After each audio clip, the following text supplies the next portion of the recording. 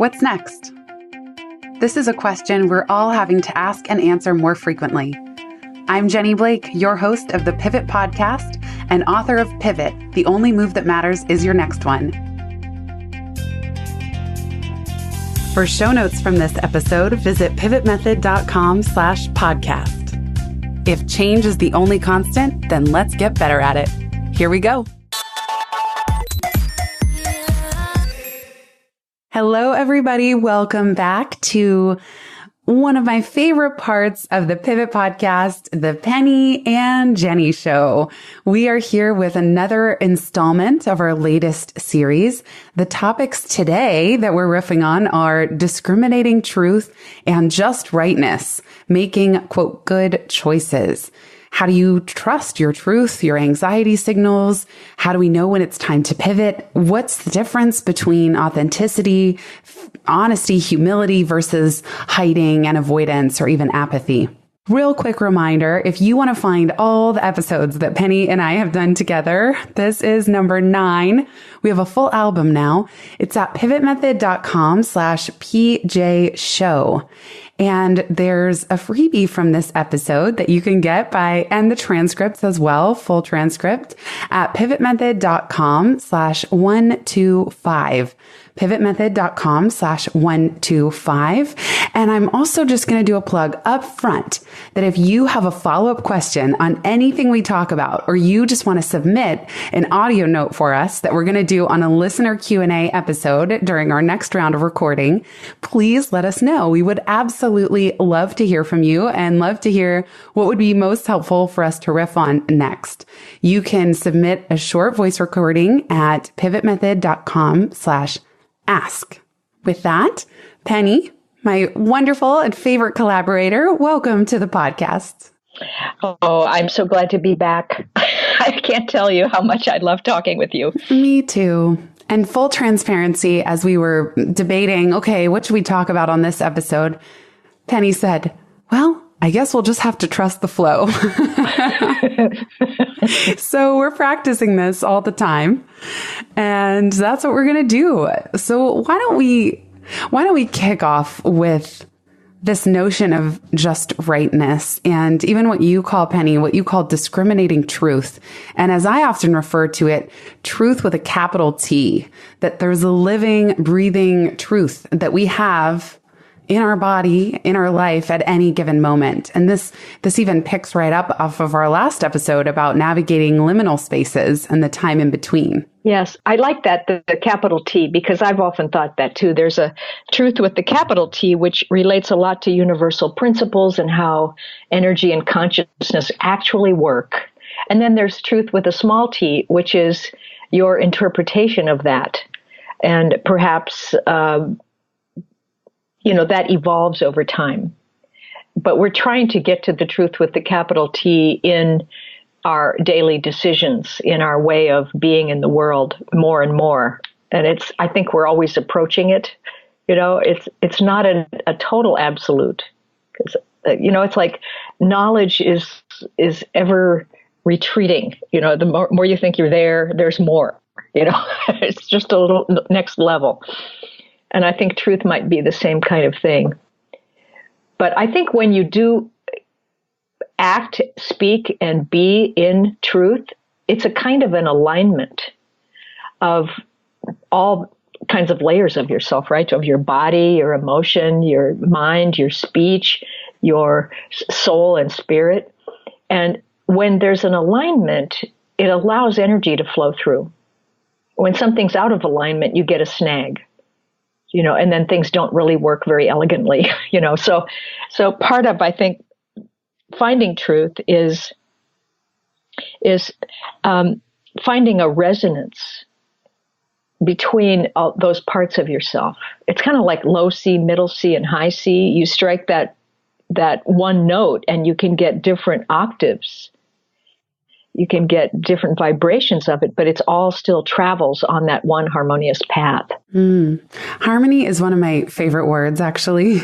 And I know you talk about that in frequency, of finding your home frequency and what's harmony? I'm a Libra, so maybe that's part of it. But even when I was in coach training, they had us do a future self exercise. This was 2008.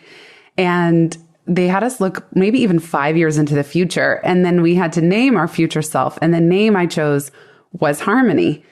I really like what you said about finding that range, because it is a range. It is an ever unfolding. And in fact, you have some great questions that I just want to kick us off with in the guide that we're giving with this episode. And it's the one mentioned last time on intuition and ultra sensitivity. You have this great list of 33 questions. How do you know?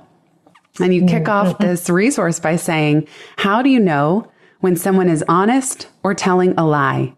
When someone is wrong, when you're out of alignment with your core truth, when someone is capable of doing what they say they can do. And it goes on. There's 33 questions, but these aren't quick questions. It kind of reminds me of what David Whyte calls a beautiful question. He's a poet and an author. A beautiful question has to be lived. You have to live into the answer. So another example is, how do I express my fullest truth? And you can't always answer that right away. Yeah. And the piece for me that's so interesting about the layers that you said and the unfolding in the full body and soul intelligence and even kind of super consciousness that we have available to us, is that there are thousands of data points, of truth points, actually, that our bodies are picking up all around us. And so for me, sometimes truth is about tuning in. It's trusting that actually my body has already absorbed details and information. And this comes in so interesting around body language. And a lot of your questions here are about reading truth in other people. And sometimes, even if all signs or someone looks good on paper, your body is just ringing the bell of, there are 10 red flags here.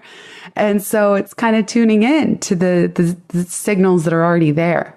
I think the body is so important. It's really the first level of knowing that we get in the physical world, because it's physical. And I always talk about our truth signals and our anxiety signals, that the body has ways of letting us know whether something's safe or dangerous or truthful or not so good for us, if it's appropriate or not appropriate, or truth or a lie.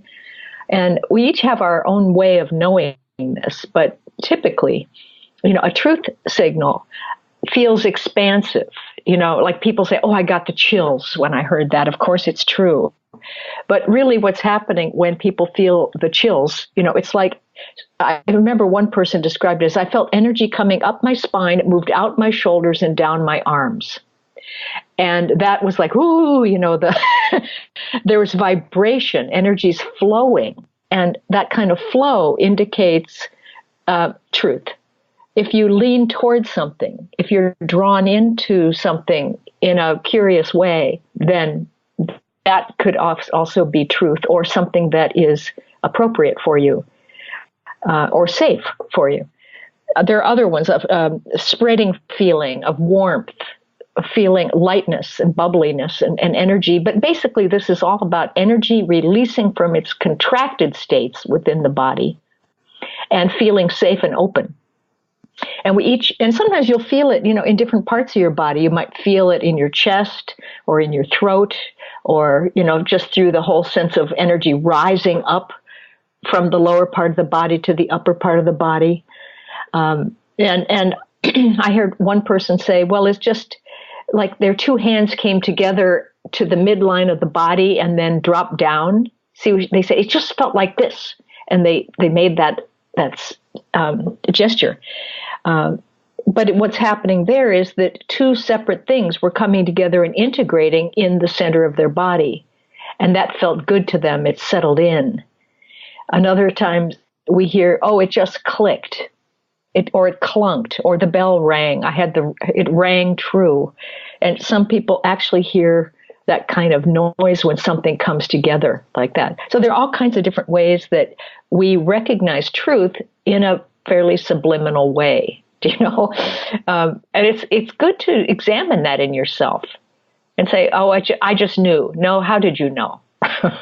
And then the anxiety signals the opposite. It's more like when something is not safe or it's not right for you at the time, you'll feel a contraction of some sort or a heaviness. You'll feel like you repel from it, you lean away from it, or it feels like a wet blanket put on top of you. You feel solid or dull. Some people tell me they feel like the energy in their hands and feet withdraw and goes up toward the center of their body as though they're protecting themselves, and their feet and hands get cold. I think that's where we get the, feet of clay kind of thing. So anxiety signals often, I think, focus a lot on the solar plexus and the adrenal gland area where you have fight or flight reactions. So you will often, if something's not right for you, you will feel like protecting yourself and fighting, or you'll feel like running away, or you'll freeze.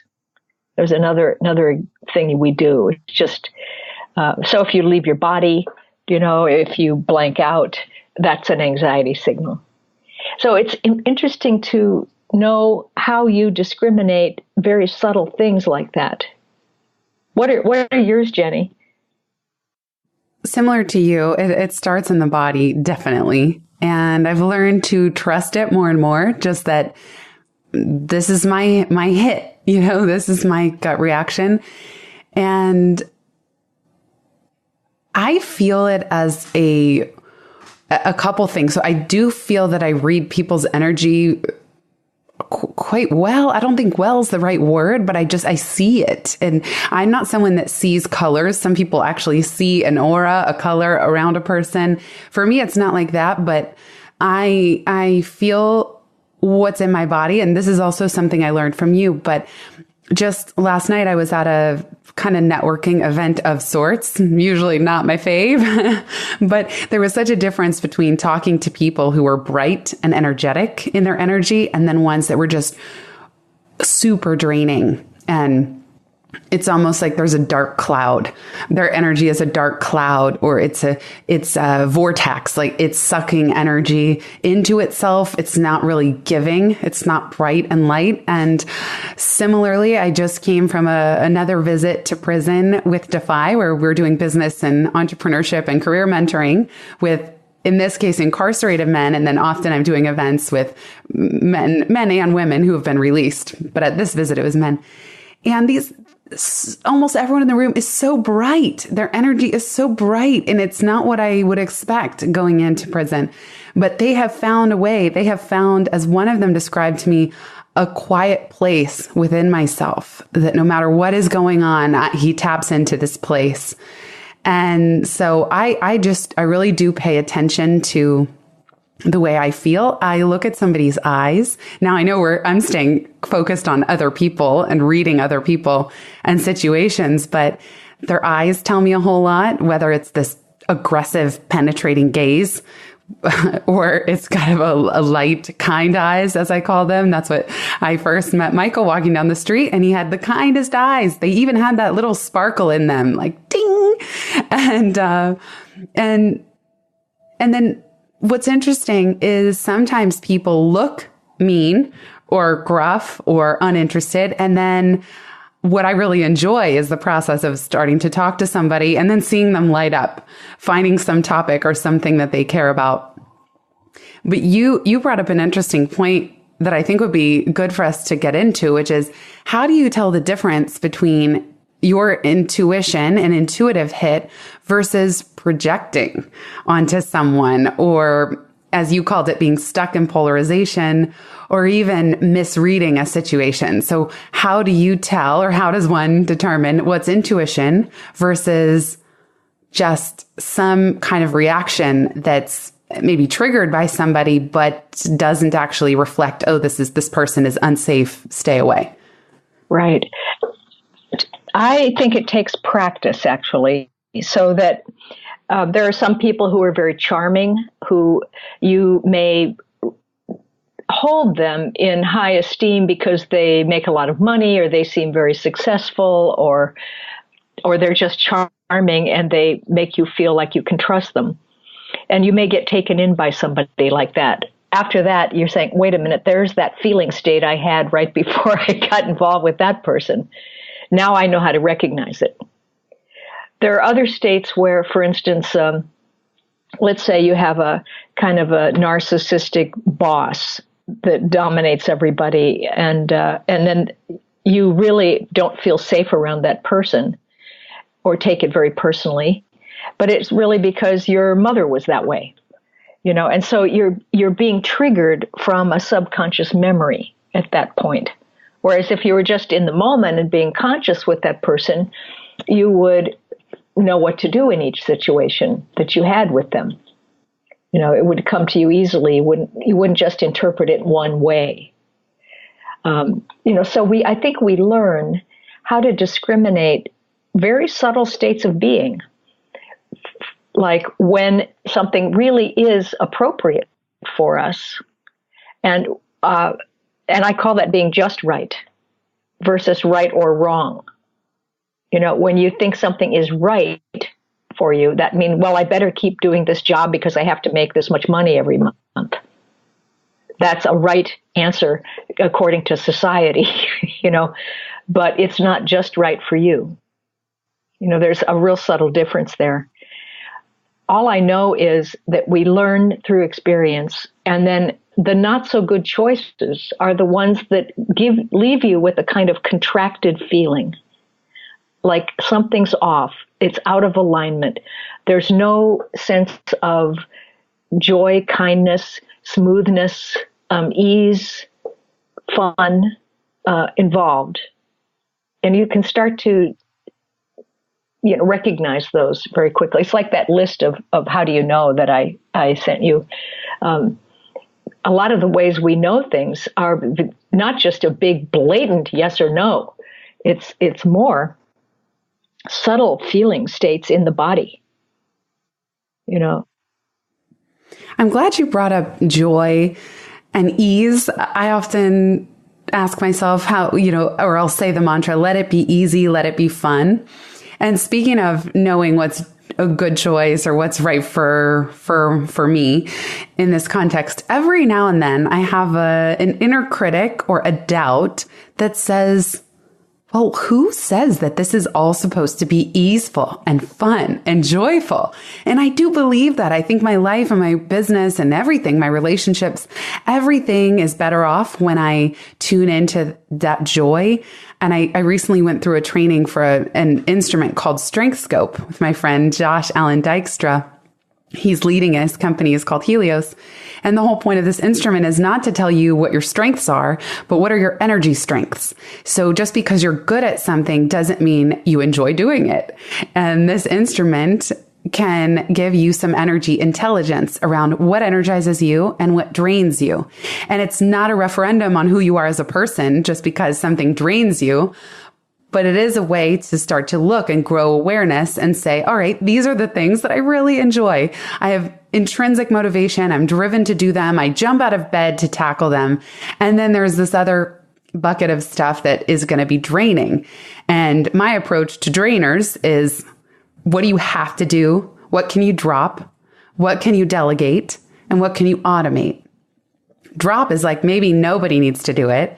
Delegate is, there are so many people doing so many cool things online now that you can find the resources you need.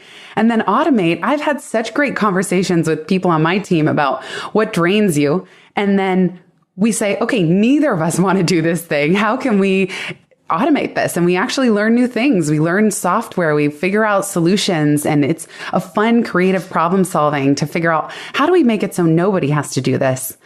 But circling back, I'd love to hear your thoughts on this inner critic voice that says, well, following joy is a privilege. And, some would say, well, work is work. You just simply can't have that be your barometer of only what you feel energized and excited to do. Yeah.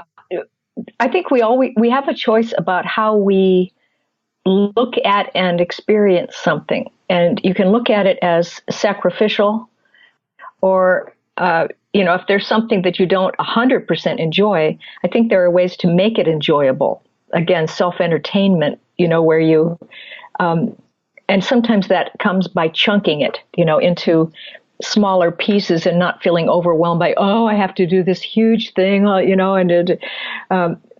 which makes you feel extra drained. But if you take one little piece at a time and get very invested in it with your attention, it can be interesting. So it's sort of making something interesting to you, I think, helps a lot. And at a certain point, you'll realize I'm done, and I'm going to move on. And this is back to our liminal space thing.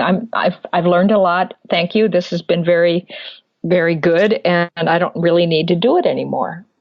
There's more of me that wants to come out and come through. So if you stay with something too long, to me, it is sacrificial. And I am big on getting rid of self-sacrifice, because I don't think it serves the soul. It doesn't, if you're not being all of who you can be, then you're not helping all the other beings that you're connected with. And if they're not being all they can be, then they're not giving you the stuff you need. So, not being all of yourself is, it just doesn't serve the flow, really. I'm so on board with that. And maybe the difference here is just acknowledging, okay, I'm not expressing myself fully. I'm not living my truth with a capital T. And it may take time to pivot. It may take some pivot runway. It may mean you have a job that you don't altogether love right now, but you're building awareness. You're grateful for the paycheck that you do have, or the clients that you do have, and you build in the new direction. So I also don't think we're saying, well, the second you realize this isn't a soul goal and it's not aligned, you got to quit. You just got to flip the switch and turn off.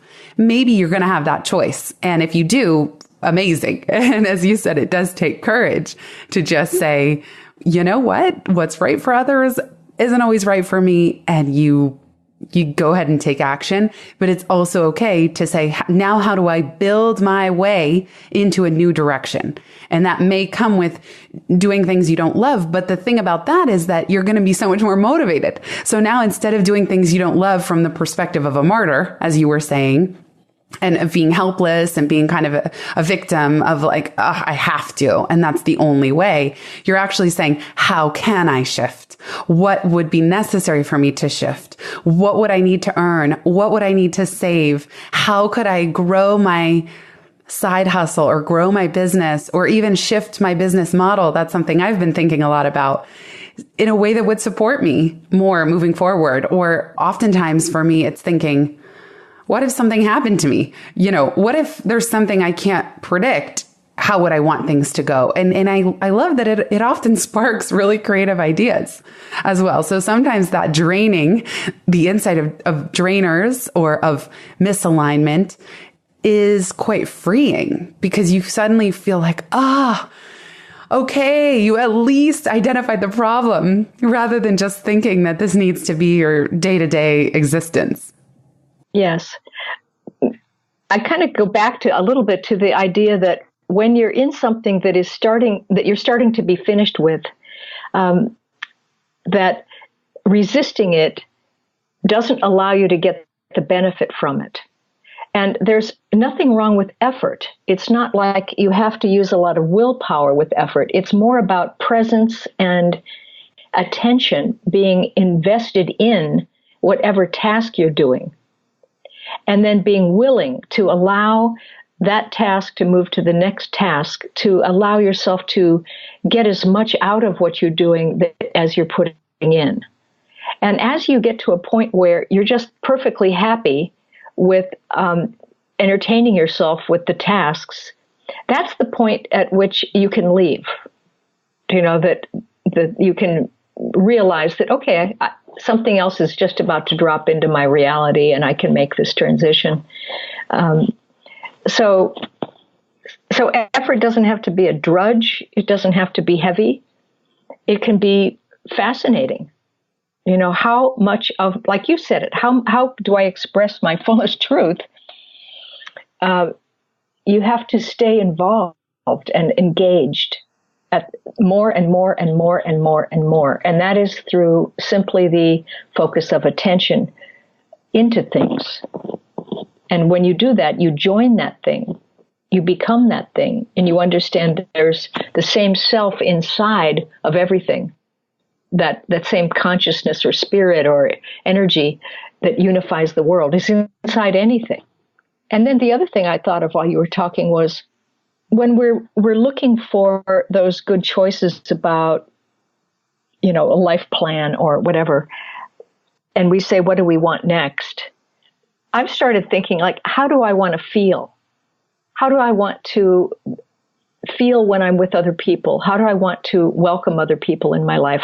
What is, if I died, what is the thing that I really would like to have accomplished before then? You know, and, you know, it comes up often for me. It's like to be 100% compassionate because there are still an awful lot of judgments that my mind makes, you know, and that cuts me off from pure communion. I think maybe that's why a lot of us are here, is to really learn about our true self is love.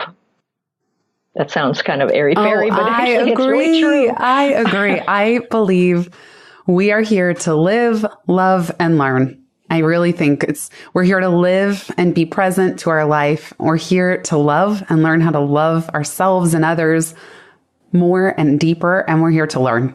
I think learning is inherently fun if you're learning things that are aligned with your soul's growth. And yeah, I'm so with you.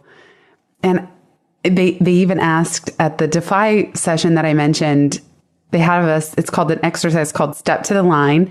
And it's really powerful. I'm actually not going to go into the whole thing right now, but the volunteers are sort of standing across from someone who's currently incarcerated, and they ask us a series of questions. And in fact, that's not the step to the line. Step to the line is a little different. It's about your background, your history. This was one of the closing exercises, but we were still along the two lines. And they'd ask questions like, how do you want to be remembered? And the person I was standing across from, he said, I want people to have a smile on their face when they say my name. And I just thought that was so beautiful, that he wants to have a positive impact. He wants to be loving. And most of all, he wants people to smile when they talk about him and when his name comes out of their mouth. And I just thought that was so beautiful. Mm-hmm. So that's truth with a capital T, I think, you know. Yeah. So, I mean, truth is when you drill down into those core soul motives, I think.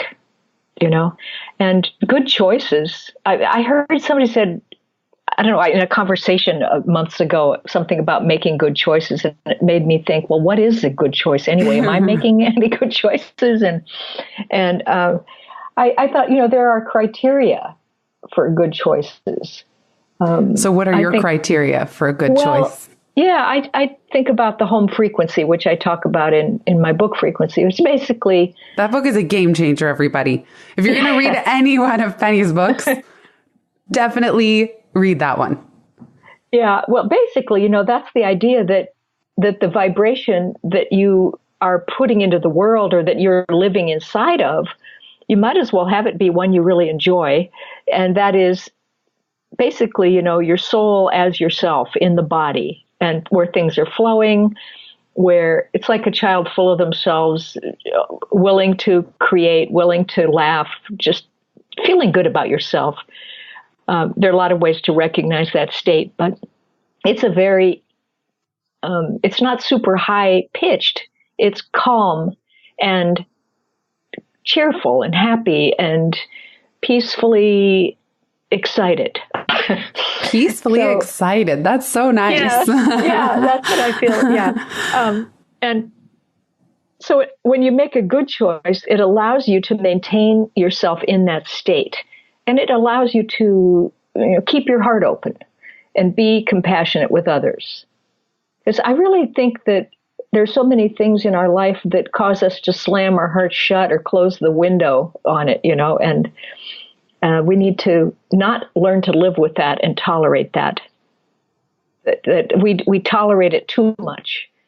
So, if you have a conversation with a loved one and you get upset or close your heart, then the main commitment that we need to make to other people is to let's talk until we get our hearts back open again and figure out what happened. And let's not stay in that closed state. And the other part of it, I think, is it allows you to be fully creative. Because when you're making a good choice, part of, I think, being alive is that we get to be in these bodies and in this world where we actually get to create things out of the imaginal realm and idea world. We can bring those down in frequency and see what they look like when they become physical. What fun, like this is really entertaining. So why would we not want to be really creative and experiment with what we could bring through? And if you don't make good choices, you handicap that ability. This term good choices is so interesting because it can be two things. I think sometimes we use the phrase, making good choices, and there's a subtle they involved. What they, the outside world, your parents, partner, approval, exactly what they would think or see as a good choice. And then the way I define a good choice is alignment, as you brought up earlier, and integrity. So for me, a good choice, it's almost the Buddhist principle of right action or right thoughts, right speech, right work, where good for me, just like the word right, it's kind of a mistranslation when people think that, right action means you got to always do the right thing. And it's this rigid set of rules and you have to have right speech. No, it's about alignment and integrity. And so, for example, I think it's about, the choice needs to align with your inner value system and your integrity meter. So I've talked with you, Penney, about just language, how much that matters to me. For example, I can't stand the words fans or followers, or even a lot of apps measure how many users they have. I mean, users, it's like drug users, or even many podcasts will say, my fans wanted to know from you, or give something for all my followers. And I just think it's so hierarchical and icky to me. Even the word employee, I've been pushing back on. I think it's done. I think the word employee is done. I've been using the phrase team members. And of course, sometimes I shortcut back to employee, but again, employee to me implies a hierarchy and traditional context that we are increasingly moving away from. Even if somebody is employed full-time somewhere, they're a team member. And but doesn't it mean used? It means used. So right. It's though somebody that's being used. It implies ownership. Yeah. Mm-hmm. And here's an example. So many people and I don't consider myself an online marketer. I never have. I never wanted to be lumped in that bucket, but I'm adjacent because although I do a lot of keynote speaking and corporate consulting work and one-on-one coaching, yes, I also have my private momentum community, some courses, and I know you do too, Penney. You have courses as well, and we have online offerings. And there's a huge movement of, well, you've got to run Facebook ads. This is just the way that you grow your community now. You got to run Facebook ads. You retarget people. You segment. Figure out it. The whole thing exhausts me. But not only that, the reason I don't want to run Facebook ads or have sponsors even on this podcast is I myself don't really like Facebook that much. I do one thing on Facebook, and that's interact with my private momentum group. That's it. I go straight to the group page. I don't look at my home feed. I don't ever post personal updates. And that's that. So why would I choose to advertise? Even though some from the outside would say that's a good choice for my business, I could grow my community or grow my business or start testing what's going to convert to revenue. But it's not a good choice. It's not in alignment with me. And the same with sponsors for the show. I gave it a lot of thought. And I thought, am I leaving money on the table? The podcast costs money. It doesn't even break even right now. And I just thought, no, I do not want to be selling mattresses and meal boxes and random things that I may or may not believe in. And that even if I really believed in a product, I'd start to distract myself. I'd be trying to please the advertisers. Does the episode fit? Does the topic fit? Was my intro okay? Was the outro okay? And right away, I just thought, no.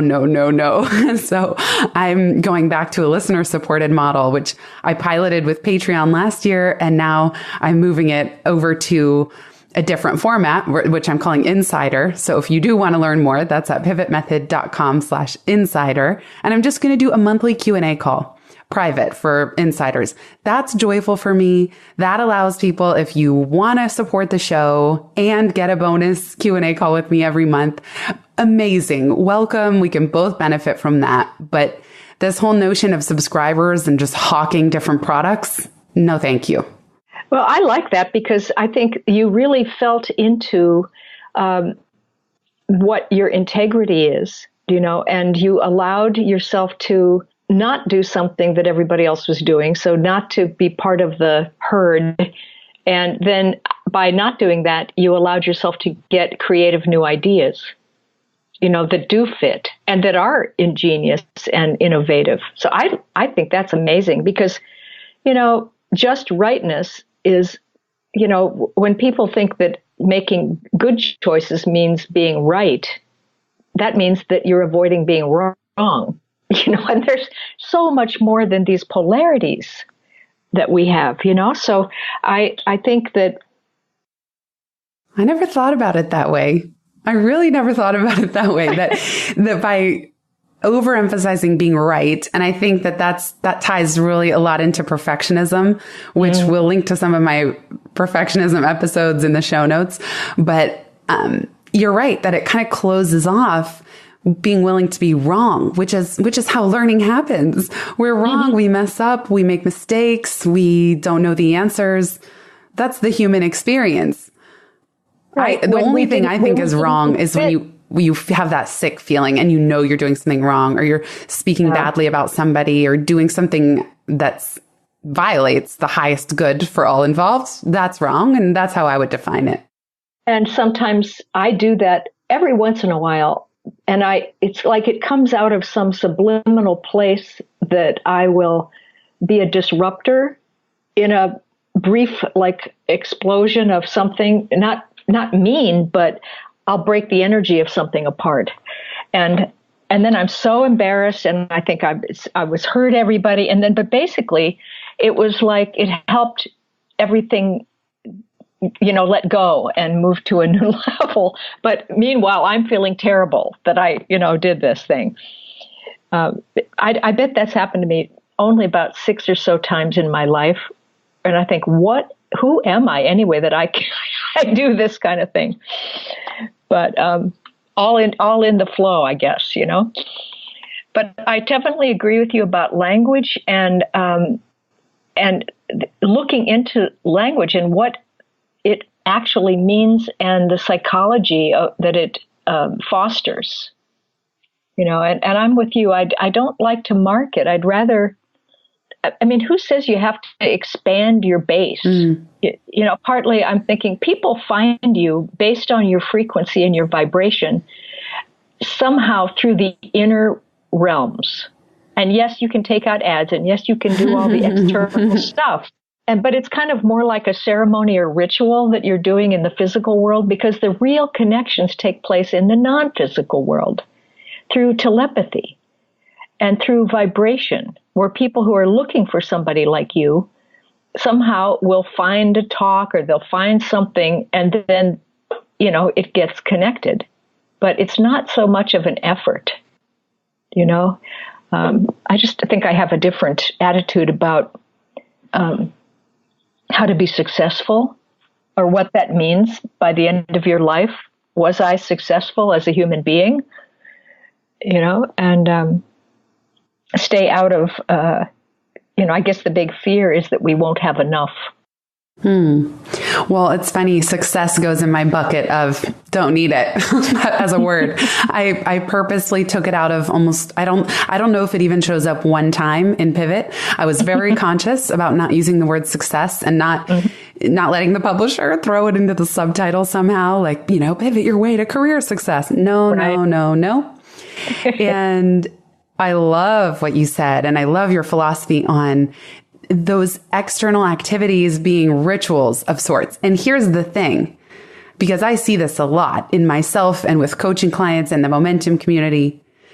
If your heart is not in something, no amount of those outside activities are going to work. They're just not going to work. And side note, this is why I don't really believe in ghostwriting.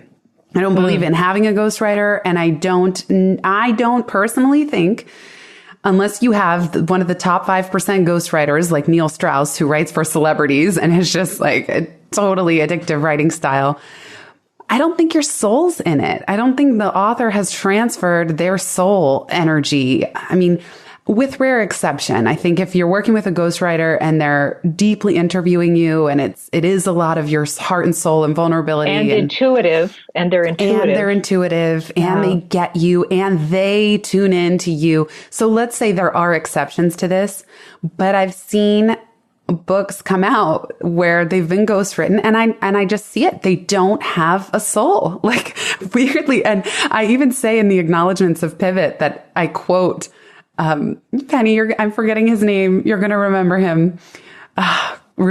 Carlo, it will come to me. But he says that every book has a soul and that every reader, Shadow of the Self or something. What's the book? Mm-hmm. You'll know. I think I got the quote from you. I can't remember it either. Yeah. I can't remember it either. Funny. But when you're talking, it's reminding me that, we are becoming so ultra sensitive today. The acceleration of the energy on the planet is causing us to be, I call it ultra sensitive, but also empathic a lot. We're picking up a lot more energy information than we ever did before. And I think that is related to what you're saying about when you don't really love what you're doing, whether you think you have to do this marketing in a certain way or if somebody else, like even the people who are reading the audiobooks of my books, I can't listen to them because they don't have the same knowledge or the same feeling state. I'm just sensitive to that. But I think people pick up that what was put into it is what they actually get. It penetrates, it permeates, it translates through the form, and we pick that up. And if it's a hollow form, we're kind of bored with it, or there's something not very satisfying with it. Yes. And often the creator doesn't know. I think the people who create in this way, they're not even conscious of the fact that no amount of effort without their heart and soul into it it's gonna really work. Because I think if they knew that, they wouldn't maybe take that route. And it's true what you said about audiobooks. I think there is something very powerful about the author reading their own work. And then there is something incongruous. I can imagine that it'd be weird for you to hear someone else reading your words. Yeah, I'm sure there are people who are who can feel into the kind of material and get the timing right and so forth. But I know one of them was kind of a technically highly trained actress, like theater, like Shakespeare type voice, and started reading it. And it was so formal compared to the way I am. I'm much more informal and present and friendly.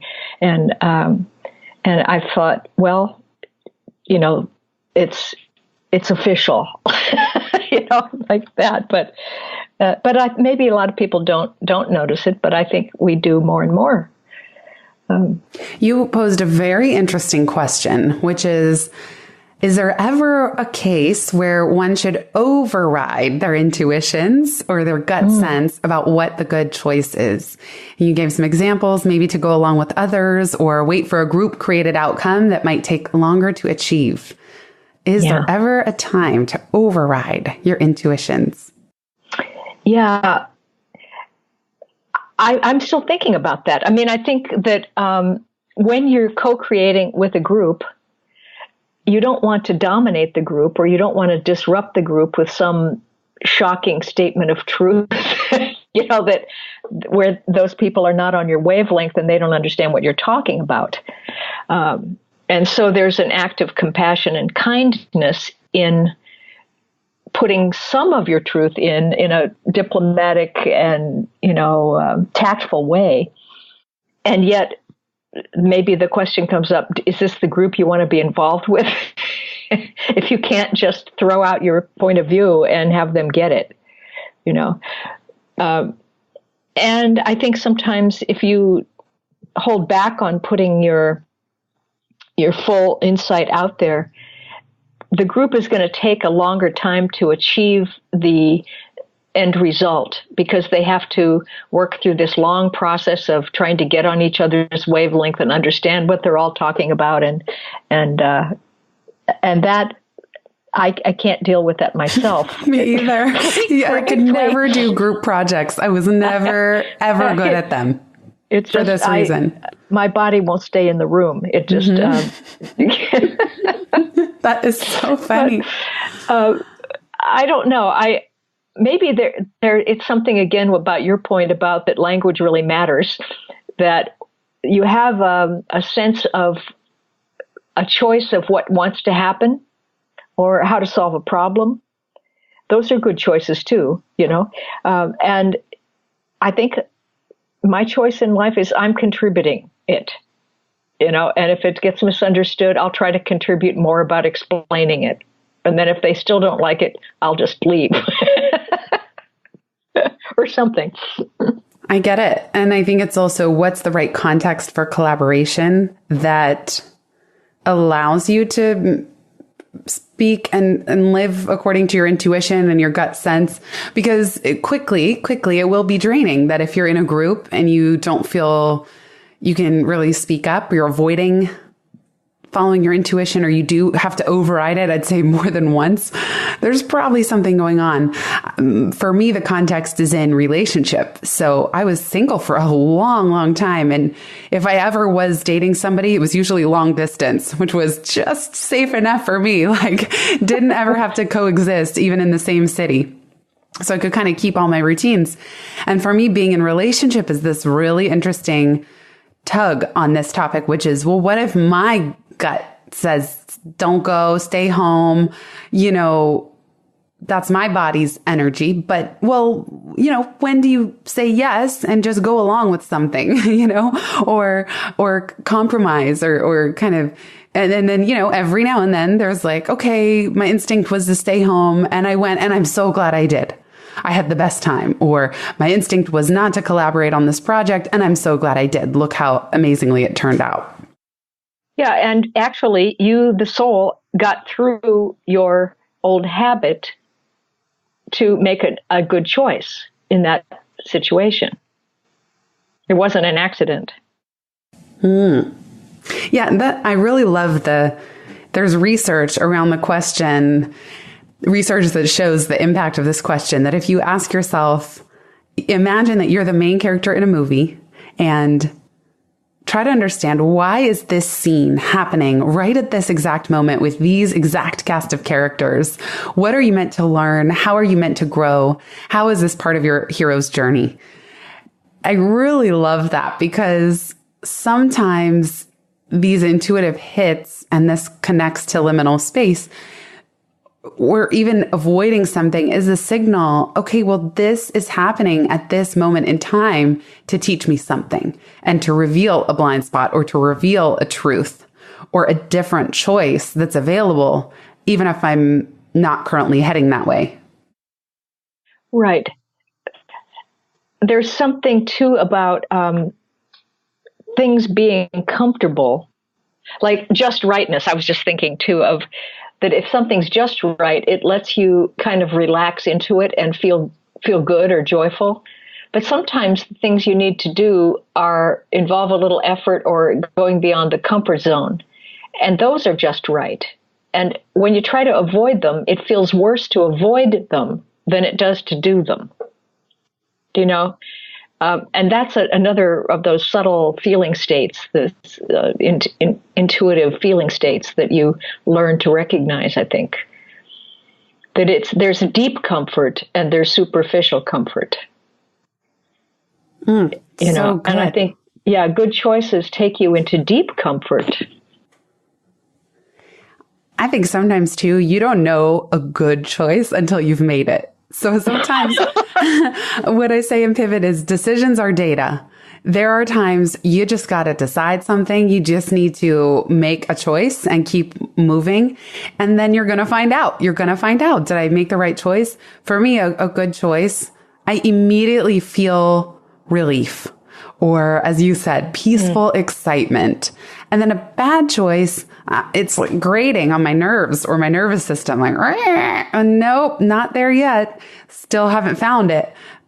So that can happen too. And I think sometimes it's also about paying attention to what happens right after you make that choice, and know that for most things in life, you have a chance to keep growing and keep pivoting and keep changing. Small changes, tiny changes, all the way up to the big ones. Right. I remember seeing, is it Shonda Rhimes, the one who's the producer of Grey's Anatomy and all those TV shows? Mm-hmm. I saw her on Oprah talking about her year of saying yes. And I thought, and so she just said yes to everything for a year. And I thought, oh my God, I don't think I could do that. Exactly. There are things that I don't want to say yes to, that I just know right away that it's not, intuitively, I know this is not a forward movement, but it's a fascinating idea. It is. It's funny. I had the exact same reaction. I thought, I need to say no more. Like, my homework is saying no. And you can sort of flip it to say, well, if you're saying yes to something, you're saying no to something else, and the reverse. So sometimes you're saying yes to your body, yes to quiet time, yes to abundant space in your calendar. But I agree. I don't think I could commit to a year of yes. I tried to commit to a year of abundant space and simplifying. And even that was just incredibly hard for me. It just takes so much work. So I'm like, definitely not the one. I want to say no more. I want to listen to my intuition more at deeper and more nuanced levels. I think it has to be to isolate your truth and anxiety signals. Just to really feel that, work into that, and apply it to subtle things like, what do you feel like eating? You might have your mind may want to have something sweet, and then your body may really not want it. That could be something to start paying attention to. And there's also something about that we didn't quite mention, was this whole idea of authenticity and honesty. And I threw in there the idea of humility because, sometimes we think humility is a lesser thing. It's like below something else. But to me, it's about being honest in the moment. What's real for you in each moment? You're not trying to be more than you are or more than is happening. You're just being real, simple and real. And that seems to regulate honesty because, some people can think of honesty as being really blunt and forceful. And I don't think it has to be at all. It can be very kind, and then that leads you to just being authentic, and when you make choices based on what's really real to you and simple, I think people read you as being authentic. And then, of course, they trust you. And then you trust them. And it just kind of builds, and improves everything. That's the whole message behind transparency as well, is remove the layers, be yourself, and then people can get to know you. They can see you and want to connect with you, at least the right ones. Penney, go ahead. Before we wrap up, are there any resources on your site or where people can get in touch? And then, of course, I'll give the usual ones after that. But anything you want to point people to? Well, I'm redesigning my website, so that should be available fairly soon now. And there's a lot of resources on there.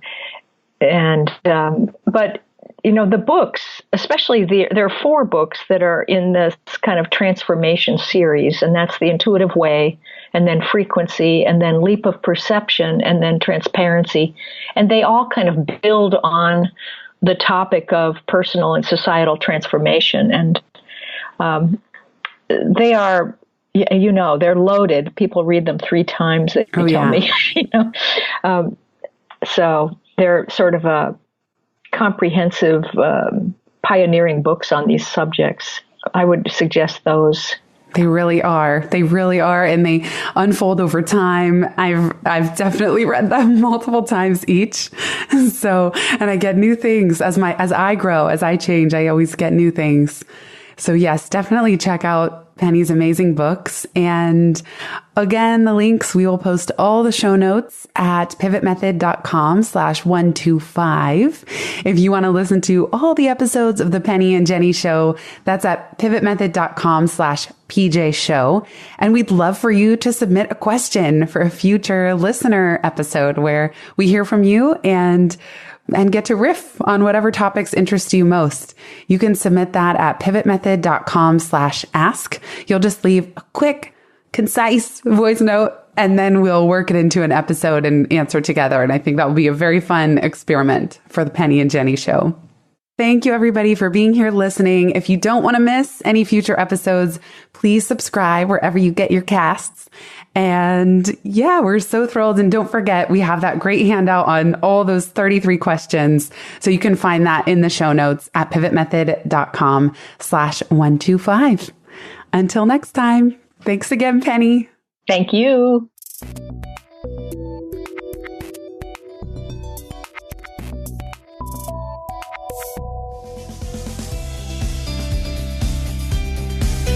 Thanks so much for listening to this episode of the Pivot Podcast. Make sure you don't miss an episode or my insider tips and templates by signing up for Pivot List, a curated twice-monthly newsletter where I share the inside scoop on what I'm reading, watching, listening to, and the latest tools I'm geeking out on. Sign up at pivotmethod.com/pivotlist. Get show notes from this episode at pivotmethod.com/podcast and connect with me on Twitter at Jenny_Blake. Remember, build first, then your courage will follow. Hasn't it always?